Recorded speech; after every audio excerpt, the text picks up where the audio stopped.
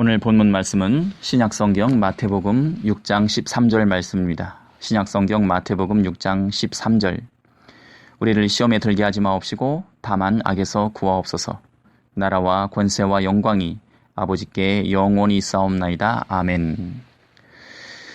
오늘 본문 말씀 마태복음 6장 13절 본문 말씀 통해서 주님께서 가르쳐 주신 기도 세 번째, 늘 조심하고 진심으로 기도하자라는 제목으로 말씀 증거하도록 하겠습니다.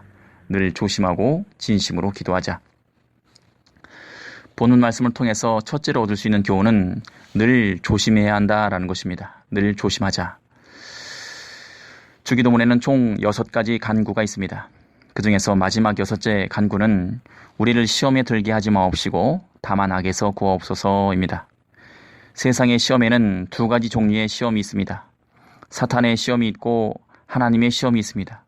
사탄의 시험은 우리를 지옥으로 끌고 가는 유혹이고 또 죄짓게 하려는 유혹입니다. 그러나 하나님의 시험은 다른 말로 우리가 시련이라고도 하고 연단이라고도 합니다. 하나님이 주시는 이 시험은 우리의 신앙이 성장하는 데 꼭 필요합니다. 그러나 오늘 본문에 나오는 시험은 하나님이 주시는 시험이 아니라 악한 사탄이 주는 시험, 즉 유혹을 말합니다. 우리를 시험에 들게 하지 마옵시고 다만 악에서 구하옵소서라는 이 간구는 시험에 날마다 노출될 수밖에 없으며 또한 사악한 악마의 미혹에 쉽게 넘어질 수밖에 없는 인간의 한계를 깊이 깨달은 사람만이 드릴 수 있는 기도입니다.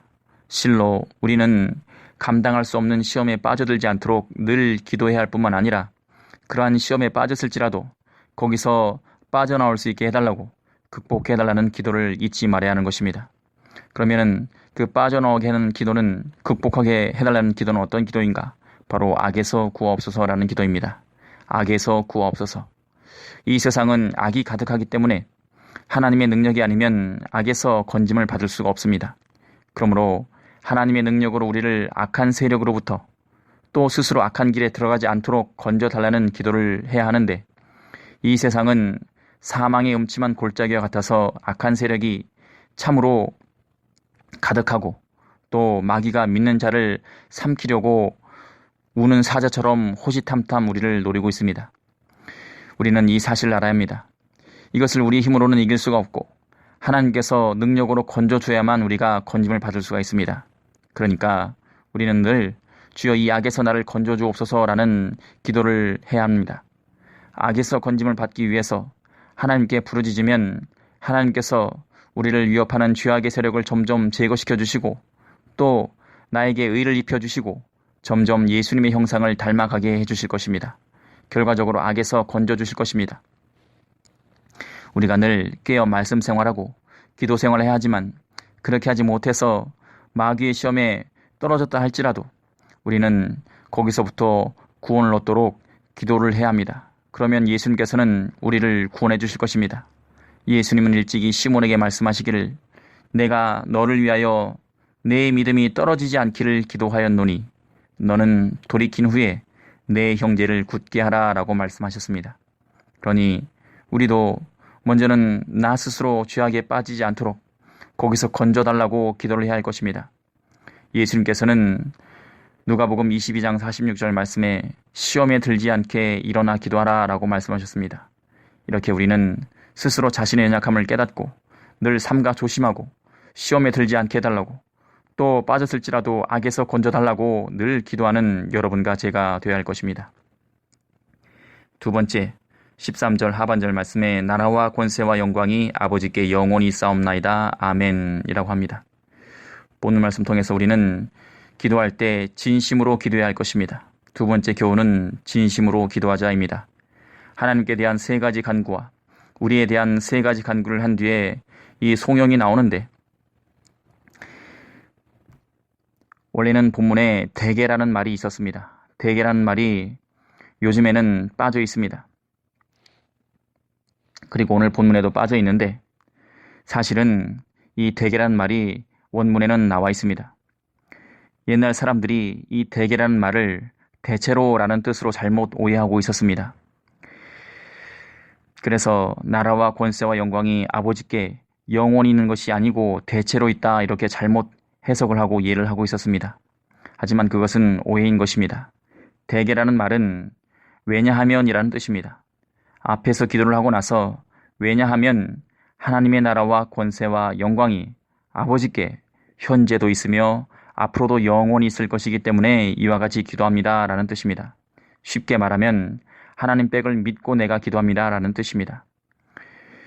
영광이 아버지께 영원히 있사옵나이다 라고 기도하셨는데 이 뜻은 통치도 하나님께서 하시고 영광도 하나님 아버지께만 있다라는 뜻입니다. 우리가 영광을 얻으려고 하면 안 됩니다. 스스로 내 영광을 취하려고 하면 안 된다는 것입니다. 영광은 영원히 하나님의 것입니다. 우리는 그러니까 그 영광을 아예 만지지도 말고 생각지도 말아야 하는 것입니다. 구하지 않아도 하나님께 속한 사람에게는 다 영광이 따라오게 되어 있습니다. 하나님이 주시고자 하는 사람에게 하나님께서 영광을 주십니다. 영광은 오직 하나님에게만 속한 것인데 우리가 주님을 위해서 일을 하다 보면 원님 덕에 나팔 분다고 하나님께서 우리에게 영광을 주신다는 것입니다.